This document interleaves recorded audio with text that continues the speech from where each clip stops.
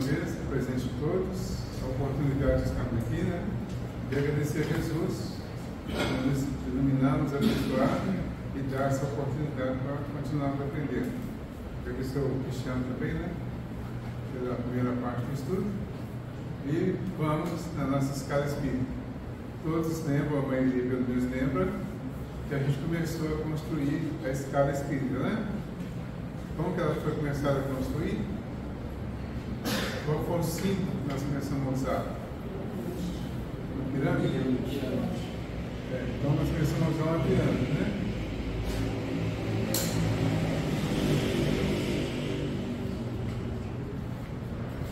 Vocês façam de conta que você quer uma pirâmide.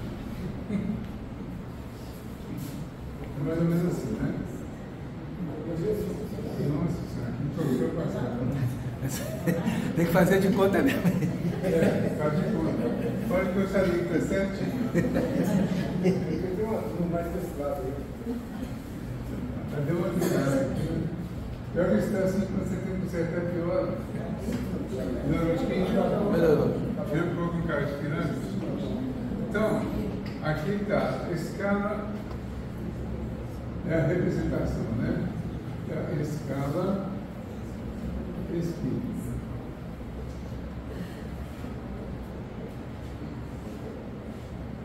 Vamos voltar um pouquinho aqui. Vai falar assim. Aqui no item 100. A classificação dos espíritos funda-se no seu grau de desenvolvimento, nas qualidades por eles adquiridas e nas imperfeições de que ainda não se livraram. Esta classificação nada tem de absoluta. Nenhuma categoria apresenta caráter bem definido, a não ser no conjunto. De um grau a outro, a transição é insensível, pois nos limites as diferenças se apagam, como nos reinos da natureza, nas cores do arco-íris ou ainda nos diferentes períodos da vida humana. Okay? Então, aí é o início da escala. Mais na frente, chegando na 101, eu falo assim: com a ajuda deste quadro, que nós estamos chamando de pirâmide, que ele mostrou só a parte teórica, só escrito, com a ajuda deste quadro, será fácil determinar a ordem e o grau de superioridade ou inferioridade dos espíritos com os quais podemos entrar em relação. E, por conseguinte, o grau de confiança e de estima que eles merecem. Esta é, de alguma maneira, a chave da ciência espírita, pois só ela pode explicar-nos as anomalias que as comunicações apresentam, esclarecendo-nos sobre as irregularidades intelectuais e morais dos espíritos. Observaremos, entretanto, que os espíritos não pertencem para sempre e exclusivamente a esta ou a aquela classe. O seu progresso, o Cristiano acabou de falar do progresso aqui, dos mundos e abrangendo tudo, né?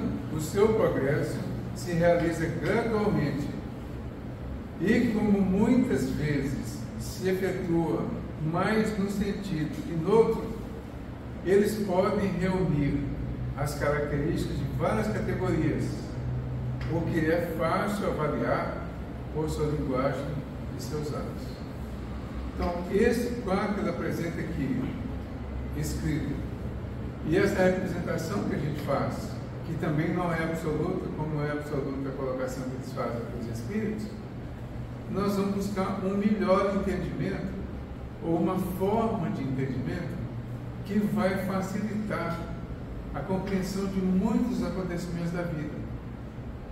A intenção é exatamente trazer o máximo possível ensinamento para a nossa atualidade e ver o que é possível fazermos para melhor compreender e agir de acordo com essa compreensão que traz uma mudança para o nosso comportamento.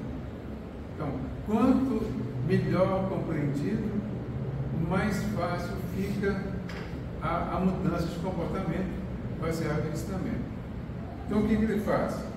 Ele divide o quadro dele, no caso, ele divide em 3 ordens, certo? 3 ordens.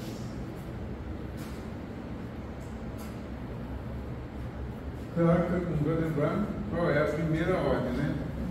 Qual que é a primeira? Hã? Você é meio canhado. Com convicção. Ouro. Tem certeza?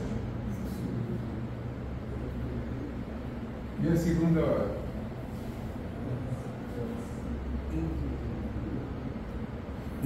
A pessoa está com medo de falar, né, Lorde? Os bons. Hã? Bons? Bons? Os bons espíritos. Vocês estão até comigo, que eu perguntei, vocês confirmando. Bons. E a terceira? Essa é a nossa, né? Hã? Essa é fácil de falar, né? Os Fácil, impuros. A terceira é a dos Os imperfeitos. imperfeitos. Imperfeito. 3 ordens. Então, está aí o quadro, a escala espírita, dividida em 3 ordens. A gente tinha ido até aí, né? Agora ele fala assim: a terceira ordem, a dos espíritos imperfeitos, tem como características gerais, predominância da matéria sobre o espírito. Então, só aqui já tem um resumo, certo? Predominância da matéria sobre o espírito. Ou seja, nessa ordem, nós estamos dominados pela matéria.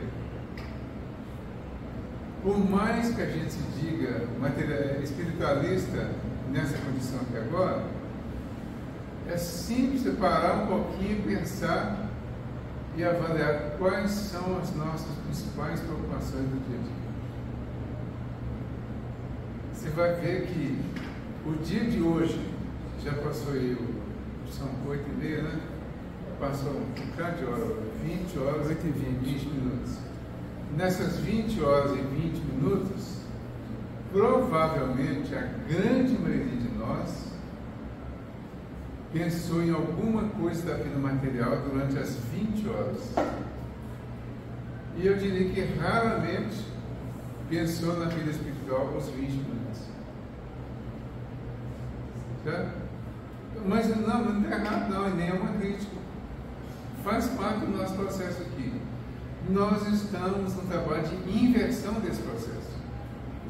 Então, na inversão, quem conseguiu dedicar 20 minutos, hoje, até agora, né, durante o dia, à parte espiritual, tudo bem. Porque aqui, agora, nós estamos dedicando 1h30. Excelente. 1h30 dedicada à parte espiritual. Se dedicou mais meia hora para arredondar, nós temos 2 horas. Vai arredondar porque nós dormimos, vai dar uma rezadinha, né? Ou não? Então arredondou, né? Deu 2 horas nas 24. Certo? Bom, isso diz, mais ou menos, vamos dizer assim, que nós estamos realmente dominados pela questão material. Estamos estudando e nos chamando a atenção para começar a inverter esse domínio.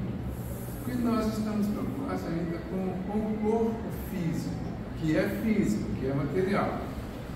Estamos com medo de deixar esse corpo físico, do popular que morreu, não é? Isso é em massa.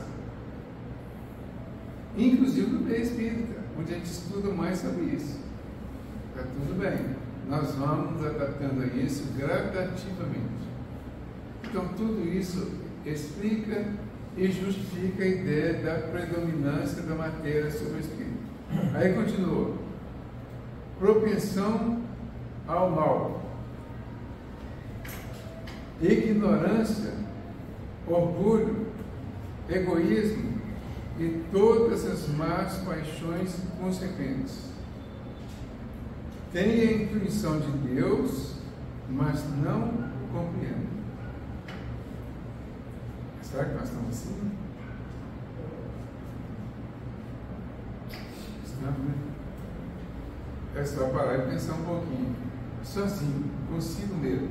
Com os outros, não, com os outros a gente não pode admitir assim, né? Mas com a gente mesmo, comigo mesmo. Quanto tempo eu sou caridoso, humilde, compreensivo? Quanto tempo do meu dia eu sou assim? E quanto tempo eu sou pecador? Ignorante, orgulho, egoísmo e todas essas más paixões concebidas. É só a gente considerar o tempo. Certo? Aí dá uma visão boa. Tem a intuição de Deus, mas não o compreende. Isso é uma realidade para a gente parar, analisar e começar a mudar. A gente tem que assumir. Não adianta a gente querer arranjar explicações justificativas. Não, mas será que eu sou egoísta mesmo? Não, eu sou.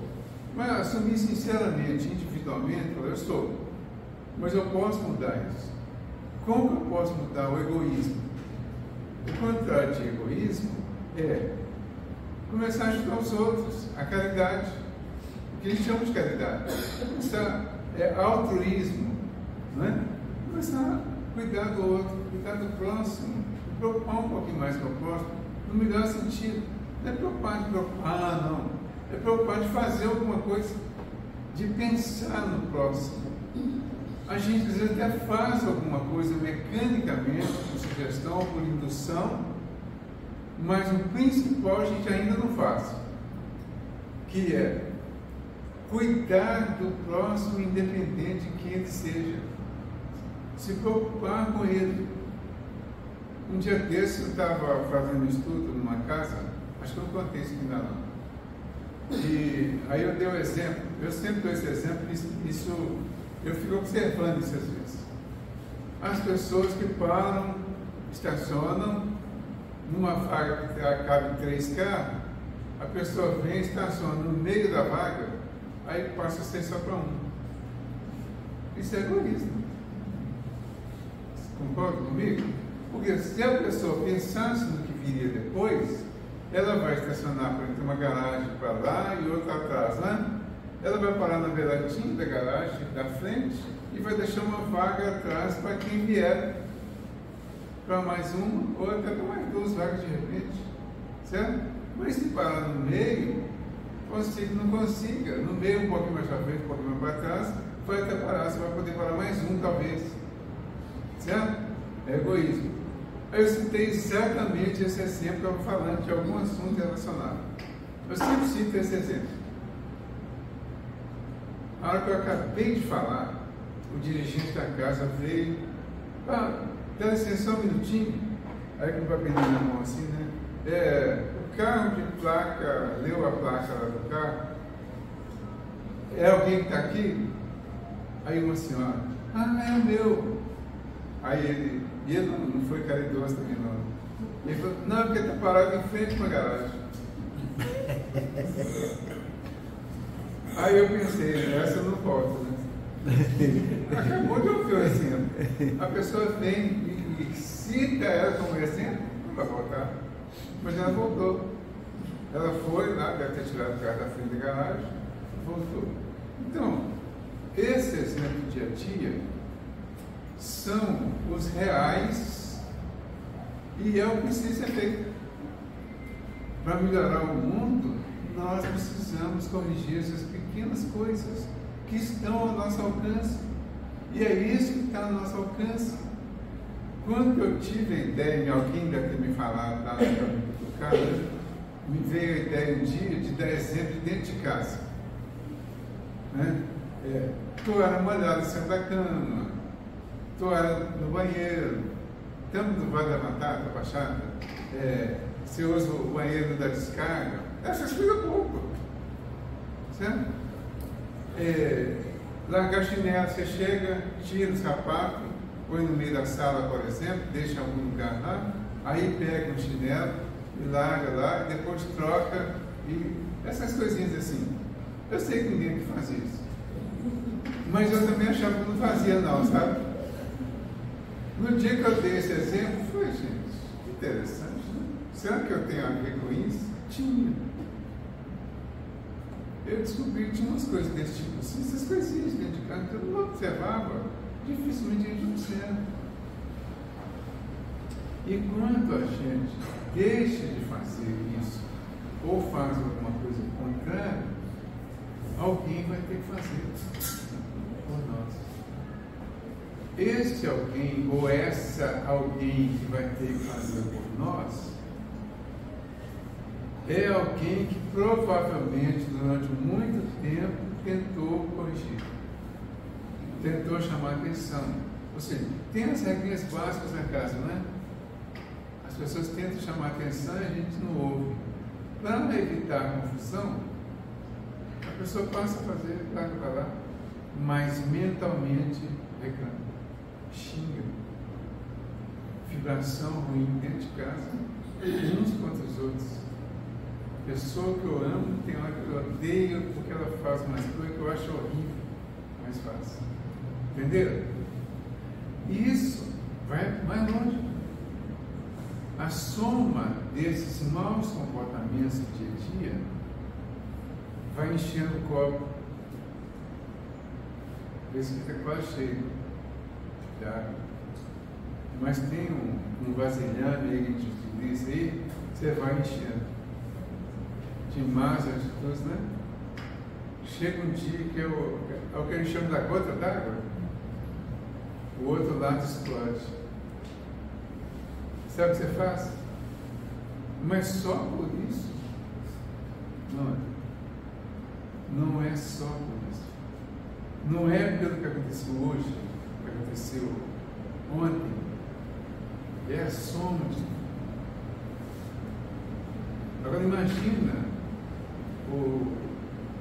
a nossa sociedade como um todo vivendo com uma soma dessas vibrações de egoísmo, de orgulho, de vaidade, de inveja, que vai envolvendo toda a sociedade.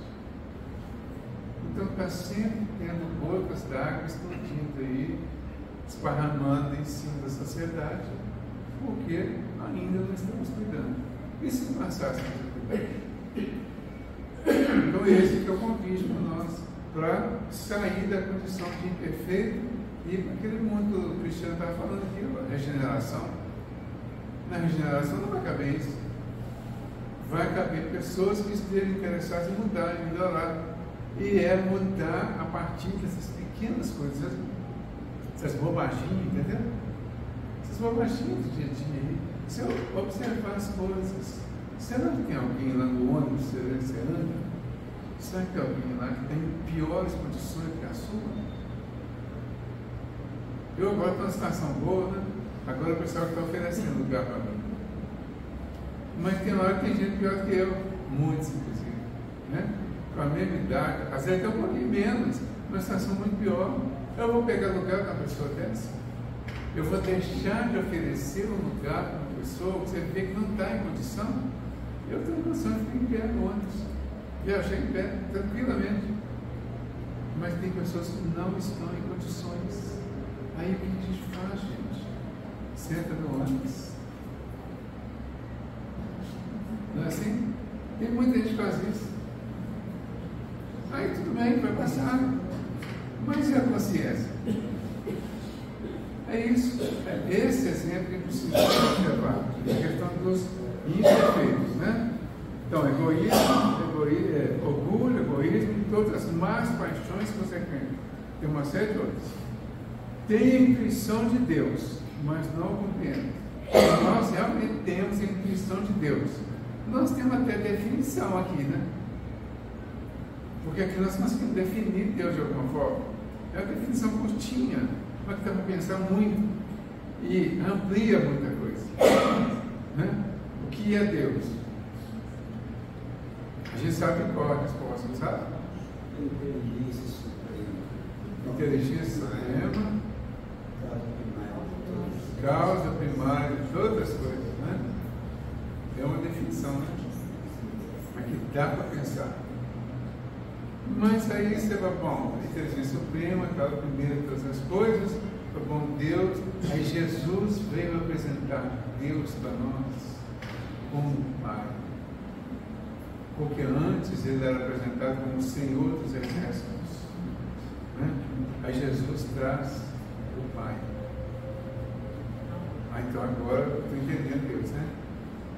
Mas aí você pega o Pai Nosso de Jesus, ele ensinou direitinho todas as frases, analisa o Pai Nosso que você acabou de rezar, especialmente na hora de sair de casa, e analisa o comportamento logo depois, para ver exatamente o que foi. Aí por isso que nós temos a intuição de Deus, mas não o compreendemos. Tem uma mensagem do Emmanuel que ele fala que nós ainda não compreendemos a misericórdia divina. Opa! O Emmanuel fala que nós não compreendemos a misericórdia divina? Verdade. A gente acha que a misericórdia divina tem que eliminar todos os nossos problemas, relevar todas as nossas faltas e pronto, está tudo limpo, tudo tranquilo. Não é assim? Muita gente pensa assim, Deus é muito misericordioso, ou seja, Ele vai resolver isso para mim. Não vai. Aí quando eu penso que Deus vai resolver tudo para mim, pela misericórdia dele, e alguém fala, não vai, você olha para a pessoa assim, né? Quem é essa pessoa que fala que não vai? É a lógica da coisa. Quando ele é misericordioso, ele oferece para nós todas as condições para nós resolvermos as nossas questões. É isso que é a misericórdia. Oferece todos os recursos, mas quem resolve sou eu. Sabe? Tem a espiritualidade auxiliando, orientando, ensinando, chamando a atenção das mais diversas formas.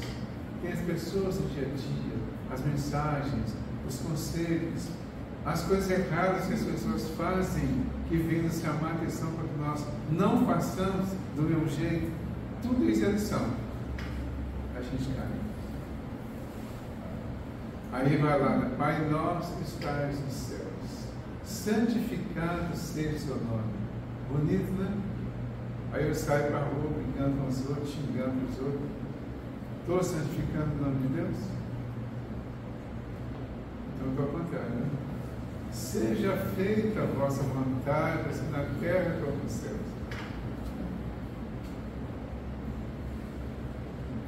Eu vou dar um exemplo, já passou, tá? Quem quiser voltar lá no grupo do Cantinho e ver algumas colocações que foram postas sobre o acidente da Jaqueline,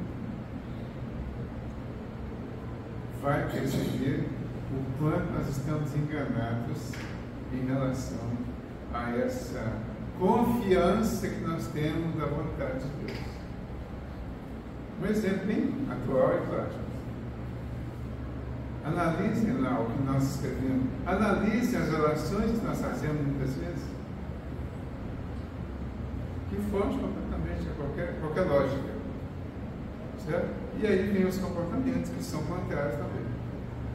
Certo? Então, tudo isso é característica de mundo imperfeito, de pessoas imperfeitas que estamos em mundo imperfeito, em lugar imperfeito, em condição de imperfeição ainda.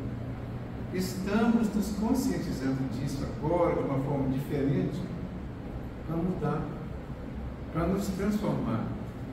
A proposta é de reforma íntima, formar de novo. Reformar é formar de novo, né? Formar de novo a nossa intimidade. Como que ela está formada e concretizada? Está formada disso, de ignorância, de orgulho, de egoísmo e das más paixões consequentes. O que está sendo proposto? Que a gente reforme tudo isso. Por isso tem que ficar chamando a atenção dessas coisas o tempo todo. cada um chamando a atenção de si mesmo diante de alguns comportamentos. Certo? Não achem que eu gosto de falar essas coisas.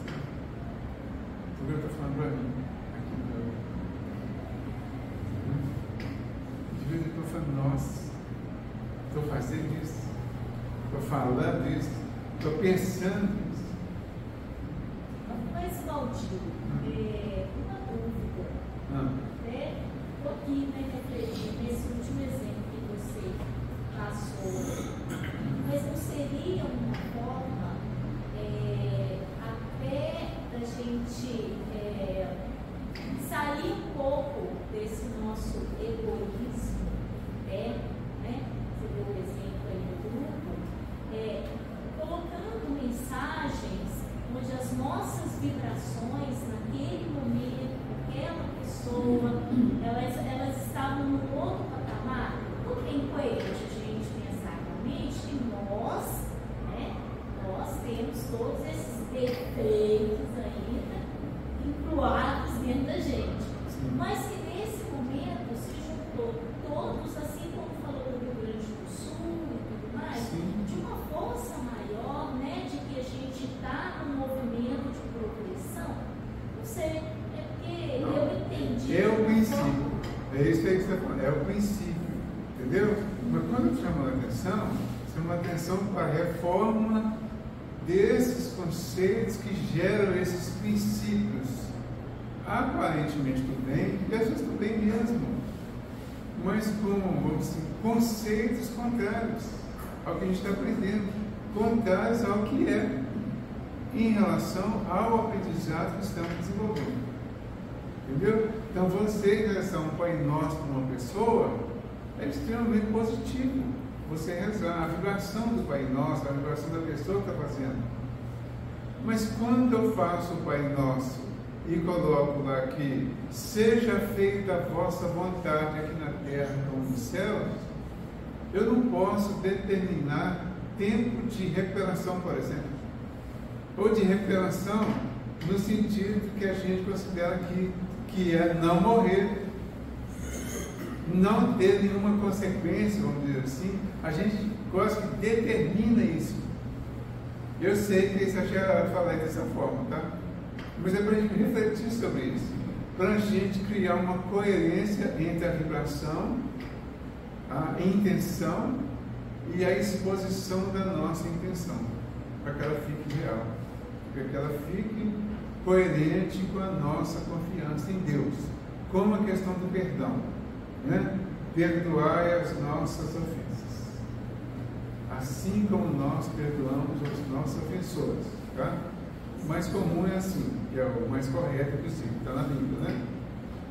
Aí a gente aprendeu a falar assim, perdoar as nossas ofensas, nos ensinando a perdoar as nossas ofensoras. Ou seja, eu não preciso perdoar ainda não, eu estou aprendendo, certo? Ele vai ensinar ainda. Então, enquanto ele vai ensinar, eu estou esperando e continuo não perdoando. É só para pensar sobre isso. Não é preciosismo, não. Tá? É para a gente pensar sobre isso, para ser coerente. O que a gente fala, o que a gente pensa, o que a gente tem intenção e o que está escrito, por exemplo, para ter uma coerência, ter uma igualdade em todos esses sentidos. Tá? E é isso que vai combater a imperfeição, principalmente lá na ação. Porque a gente vai ficar cada vez mais coerente com o Pai Nosso, por exemplo, que foi rezado.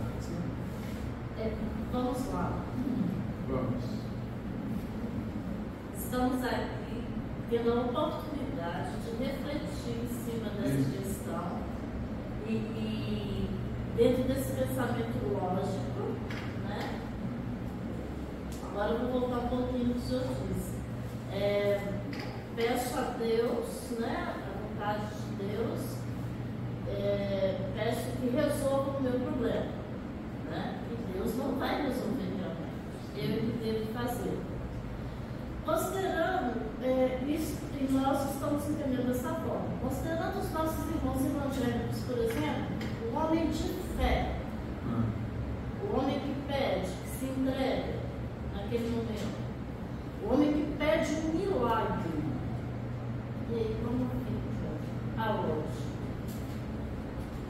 Mas se ele pede, se nós pedimos um milagre, a lógica é não vai acontecer um milagre, porque milagre existe.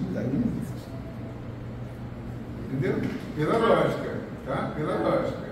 Agora, o milagre que ele pediu pode até acontecer, não como um milagre, como uma consequência natural pela natureza mesmo. Uma soma de ações. Exatamente. Vai ter uma ação, por exemplo, citei a Jaqueline está tendo uma resposta, uma revelação surpreendente. A gente estava aqui agora mesmo pensando sobre isso. Entendeu? É milagre? Não. É consequência de uma série de atitudes, de uma série de comportamentos, de mudanças de comportamentos, inclusive, de conhecimento, de dedicação a uma causa. Está perfeito? Não. Mas já está fazendo alguma coisa, está tendo ações que trazem o merecimento dessas reações. É milagre? Não. É consequência natural do que a pessoa está fazendo, está mudando, está melhorando, ela está construindo condições para que haja uma transformação assim mais natural. É uma consequência natural. Então o que acontece é natural, não é milagre.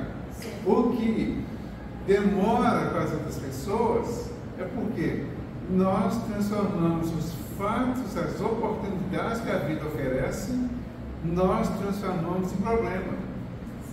Quando nós transformamos em problema, nós dificultamos a revelação, por exemplo. E essas Vai demorar mais. E essas oportunidades, conforme foi colocado, Deus nos concede oportunidades, condições, recursos. Exatamente. E nós transformamos tudo em problema. Isso. Exatamente. Entendeu? Então essa é a questão toda. Então, eu tenho oportunidade. Aproveita a oportunidade. Agora, a oportunidade que eu tenho agora, ela já vem em cima de outras oportunidades que eu aproveitei do passado.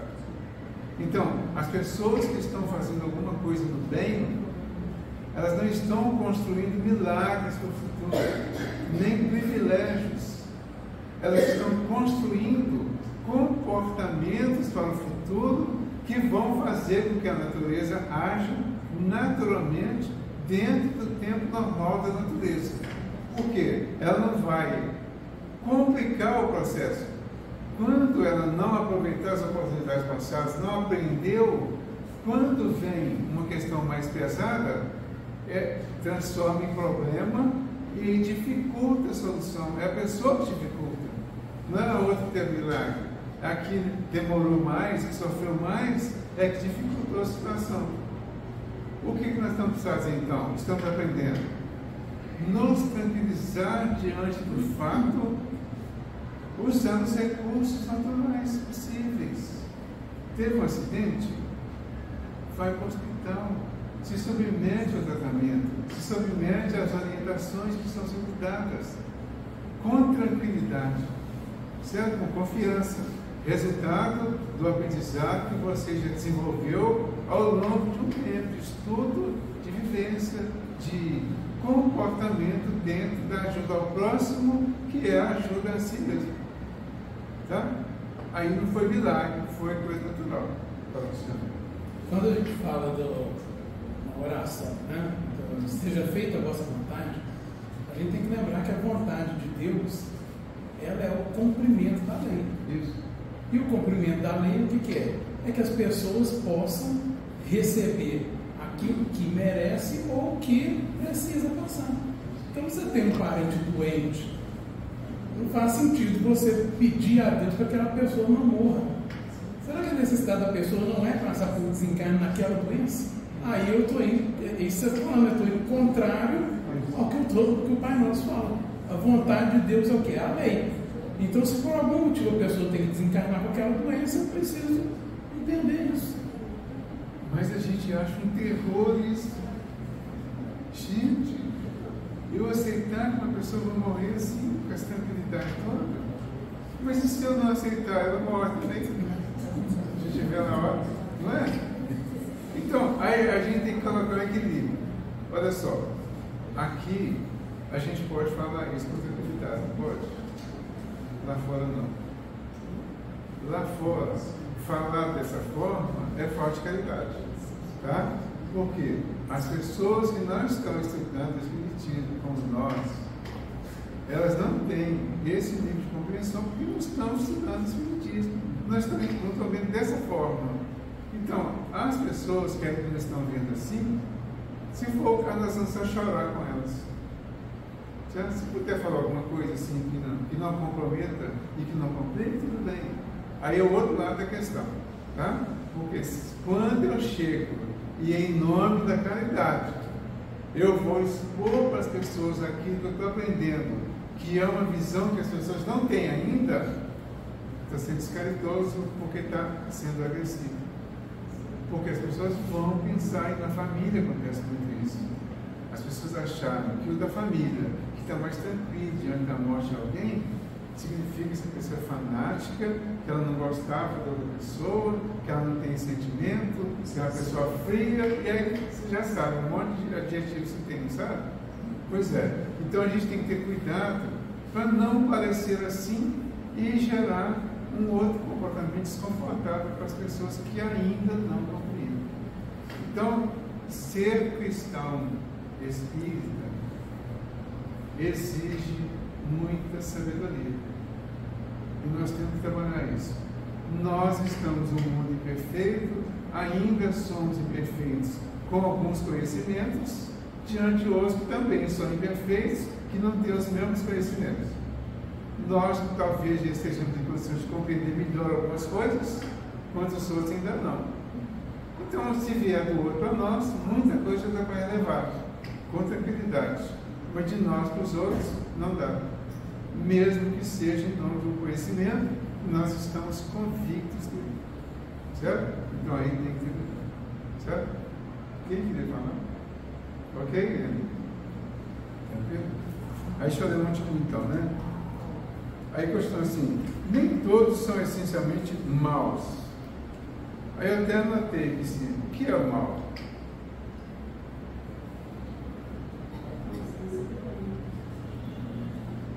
Aqui, na questão 630, aqui, nós vamos demorar a chegar lá, né? Questão 630. Mais ou menos o Cristiano já até falou aqui. Ele fala aqui assim. 630. Achou aí, cara? Achei. 630. Quer que lê? Pode ler. Como se pode distinguir o bem do mal? Então a pergunta foi, o que é o mal? Tá? Aí vem a resposta que vai dar aqui. O bem é tudo o que está de acordo com a lei de Deus, e o mal é tudo o que dela se afasta. Aí eles continuam. Assim, fazer o bem é se conformar à lei de Deus. Fazer o mal é infringir essa lei.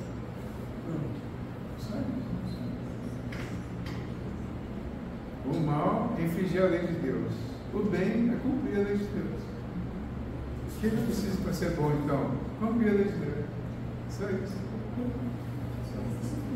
Simples. Simples. Aí, uau, a lei é uma só. Né? A gente dividiu para facilitar, mas é uma só. É a lei do amor. Para chegar lá, nós vamos ter que estudar, vamos ter que pensar muito, nós vamos ter que remoer, nos contorcer muito diante de alguns conhecimentos para chegar lá. Vamos chegar. Vamos chegar lá refletindo, pensando, né? Eliminando um pouquinho do preconceito, né? O preconceito tem um tipo de conhecimento, né?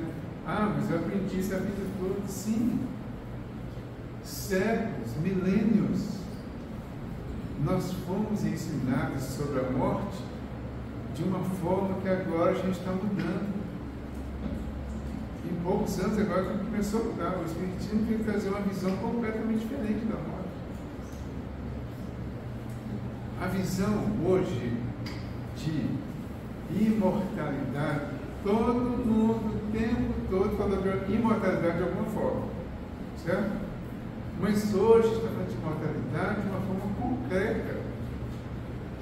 Hoje nós estamos entrando numa salinha ali dentro, nos dias das reuniões mediúnicas, e estamos conversando ali com as pessoas que morreram. Essa semana, sábado, né? Semana passada, sábado, nós conversamos com... Eu não conheci não, o colega nosso, né, Leite, que esteve aqui. Você lembra o nome dele? Valdemar. O Valdemar foi um colega nosso que passou pelo cantinho, não é do meu tempo não, ele passou pelo cantinho, mas no início do cantinho, quando era lá na Rua Bonfim. Sabe o que ele veio trazer para nós, inclusive? Uma lição interessante. Ele veio falar do quanto ele descobriu de coisas erradas que ele tinha feito e falado, em nome da pregação, inclusive do Evangelho. Daqui um dia vai ser eu, vou vir aqui na igreja e falar, gente, ó, cometi um monte de erro, vai ser zero para mim, que a coisa está feia. Entendeu? Então, mas veio, como era ele mesmo, ele veio, alguém se dirigiu a ele pelo nome assim, com uma naturalidade, porque isso é aquele mesmo. Quantos outros já vieram? Quantos outros companheiros nossos aqui do cantinho que já vieram? E quantos já trouxeram as dificuldades que estão vivendo no plano espiritual depois de 10, 20, 30, 40 anos de cantinho, de espiritismo? Por quê? Às vezes a gente vem, pega a teoria, trabalha como teoria e não relaciona com a prática. Às vezes a gente disfarça o conhecimento, né? Adapta o conhecimento ao nosso gosto, que é contrário à realidade do conhecimento. Quando chega no plano espiritual, ele vai perceber, vai ver lá, nossa, mas eu desviei tudo? Desvia. A maioria de nós desvia, né? Quem leu o Voltaire lá, o irmão Jacó, né? Ele está numa situação relativamente boa até, mas podia estar muito melhor se ele tivesse seguido o caminho que alguns dos que ele conviveu na Federação Espírita Brasileira, isso ele mesmo fala, em outras palavras, que ele estaria muito melhor. Por quê? Tinha colega da Federação que tinha que se materializar para ser visto por ele. Ele olha para um, olha para outro, olha para ele. Os outros estavam iluminados. E ele tinha uma cozinha muito fraquinha. Descobriu o quê? Falou, mas não fez. Deixou de fazer muita coisa. Fez o contrário. Mas fez alguma coisa. Então gerou aquela luzinha fraquinha. É isso que a gente precisa ver. Se conseguirmos mudar isso já, melhor para nós. Medo de morrer não vai resolver. Porque nós vamos morrer, gente. Todo mundo sabe disso. Alguém tem dúvida sobre isso? Não, nós vamos desencarnar, não vamos? Todos nós. Mais cedo ou mais tarde. Quem já está no mais tarde vai ficar cada vez mais convicto de que vai mesmo. A gente já está descendo a serra. Na hora que a gente está descendo a serra. Eu e o João estamos de mão dada. Eu e o João estamos de mão dada. Porque o João faz, vou falar com nós, senão o João. O João faz em agosto e eu faço em dezembro. O mesmo número. Certo? Então, estamos de mão dada. Isso vai acontecer. Não sei se ele antes ou eu depois. Se ele antes ou eu depois, automaticamente eu já estou matando ele primeiro que eu, né? Pela ordem natural, né? Ele primeiro, né? Pela ordem natural. Né? Então, isso é uma coisa natural. Morrer não é nem expiação, não. É prova, é natural. Todo mundo vai passar. O que todo mundo tem que passar é prova. O que alguns só passam difícil, aí é expiação. Certo? Mas morrer, se todo mundo passa, é prova. Todos vão. Então vamos numa boa. Vamos preparar para ir bem? Para ir feliz? Ah, faz saradão, né? Bonito, arrumar. Bem, cabeça erguida, tranquilo. A gente pode começar a falar, né? Estou preparando para ir para o outro lado. Quero chegar lá bonito. Bem, saudável. Saudável. Quer chegar lá da melhor maneira possível. O mais saudável possível. Por quê? Porque a vida continua. Eu não quero ir para o hospital no plano espiritual. Eu quero chegar no plano espiritual e já perguntar para o pessoal lá, que certamente deve ter uns 2 ou 3 amigos lá, né? Pelo menos isso. Eu vou chegar lá, esse me receber e falar, o que tem aí que eu posso fazer? Com o que eu posso colaborar aqui? Certo? E não chegar no hospital. É totalmente diferente. Entendeu? E a gente pode pensar isso, planejar isso. Para planejar, vamos resolver tudo aqui. Está doente? Vai tratar. Trata bem, trata tranquilo, despreocupado, convicto de o tratamento não é para não morrer. O tratamento é para não ficar infeliz. É para não morrer infeliz. Para não chegar lá dando trabalho ainda. O tratamento é para resolver aqui, antes de chegar lá você está bem. Agora eu posso fazer alguma coisa boa por mim e pelos outros. Esse seria o ideal. E quando, na verdade, a pessoa ela entende essa passagem, né, a existência dessa passagem, desse ciclo, né, vida e morte, e ela tem um amor para o íntimo querido, ele vem a desencarnar, como é que a espiritualidade ela lida com o fato da pessoa chorar por esse íntimo? Mas mesmo depois de viver o luto, mas um choro de saudade e amor. Olha só, o daqui, né? Quando o de lá se desligou, suponha que nós nos preparamos para desencarnar, tá? Imaginamos, a gente imagina, né, que as pessoas que gostam da gente, e que tem algumas que vão chorar pela gente, vão sentir saudade e tal, né? Mas se a gente sabe disso, e sabe que possivelmente as pessoas vão ficar chorando aqui, vão ficar negativas por causa da nossa morte, nós vamos compreender isso e vamos ficar tranquilos do lado de lá, tá? Então, às vezes a espiritualidade, quando vê que a própria pessoa que está lá não está em condições também de conviver bem com isso, pode isolar. Isola de lá para ele não ter acesso às vibrações negativas daqui. Esse é um dos pontos também que pode acontecer. Mas o ideal é que a gente se prepare para isso, para que a gente mesmo saiba conviver e até ajudar o encarnado que ficou. Agora, as pessoas que sentem amor, certo? Elas vão ter um luto curto.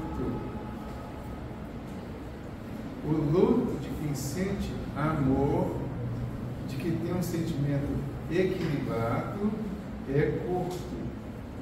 Porque ele imediatamente ele vai virar uma compreensão e uma comunicação e relação tranquila em relação à pessoa que foi. Tá? Quem tem luto cumprido, sofrimentos exagerados às vezes, aquele luto desesperado, aquele que a pessoa chama de saudade, que às vezes nem é saudade, é muito mais apego, um apego exagerado, aí é paixão. É paixão, doentia, e a pessoa precisa se tratar. Certo? Porque, além dela se prejudicar, ela pode estar mandando vibrações e prejudicando a outra pessoa lá, e dependendo da situação, a espiritualidade tem que interferir para isolar, cortar a relação, porque às vezes prejudica o tratamento do que está no plano espiritual. Então, mais uma vez aí, entra a questão muito mais do egoísmo. Se nós estamos passando a nossa dor e o nosso sofrimento para quem convive conosco, e não estamos atentando para isso aí, é uma forma de egoísmo. E tudo isso está relacionado com a questão dos imperfeitos. Então, vivemos tudo isso porque somos imperfeitos. Ainda estamos imperfeitos. Vamos mudar isso. Vamos transformar isso. Vamos buscar a compreensão. Vamos perdoar a Deus por Ele ter marcado as pessoas que nós amamos. Pesado? A gente acusa Deus por uma coisa assim. Não é? O ventilador começou a estar chamando. Entenderam? Vamos perdoar a Deus por Ele ter feito essas coisas que nós não gostaríamos que Ele tivesse feito. Mas Deus sabe o que faz e nós falamos isso o tempo todo, né? Então vamos acreditar nisso. Deus sabe o que faz. Tudo o que acontecer está rigorosamente dentro da permissão de Deus, está dentro da justiça de Deus, está dentro da lei de Deus. Está acontecendo, se foi muito ruim aparentemente, é porque era uma necessidade de aprendizado. Deus sabe o que está fazendo, então vamos respeitar e vamos confiar nisso e vamos terminar que já passou do lado, né? Vamos refletir sobre tudo isso? Não vamos acabar me xingando, não, por favor. Vamos refletindo tranquilamente, né? Agradecendo a Deus pela oportunidade do aprendizado, pela compreensão, pedindo sim força para nós, para as pessoas que nós queremos ajudar, pedindo força, pedindo paz, compreensão, entendimento para nós, para as pessoas que estão passando por algumas dificuldades, têm uma doença muito grave. Peça força, sem determinar se é para viver, se é para ficar encarnado ou se é para desencarnar. Só peça força, peça energias positivas, peça paz para si e para as pessoas também. Ainda não estaremos interferindo na vontade nem na lei de Deus e não estaremos criando possibilidade de decepções quando acontece o contrário daquilo que a gente queria que acontecesse. Isso aumentaria o luto. Pai nosso, que estais nos céus, santificado seja o vosso nome, venha a nós o vosso reino, seja feita a vossa vontade, assim na terra como nos céus. O pão nosso de cada dia nos dai hoje. Perdoai as nossas ofensas, assim como nós perdoamos a quem nos tem ofendido. Não nos deixeis cair em tentação, mas livra-nos do mal. Jesus amigo, nós estamos agradecendo pelo momento, pela oportunidade, pelas reflexões. Agradecemos pelos amigos espirituais que com certeza estiveram por aqui, nos orientando, abrindo os nossos ouvidos, os nossos olhos, as nossas percepções, para que todos possamos compreender cada vez mais a realidade da vida. A realidade da vida é a realidade natural que está acontecendo de acordo com as leis da natureza, com as leis de Deus. Que possamos aprender a compreender tudo isso. Que possamos aprender a compreender as nossas dores, os sofrimentos, as dificuldades que vivemos, sabendo que as dificuldades foram construídas por nós em algum momento, mas que todas passam, todas passarão. Obrigado, Senhor, por compreendermos isso. Que a tua paz se desenvolva agora e sempre.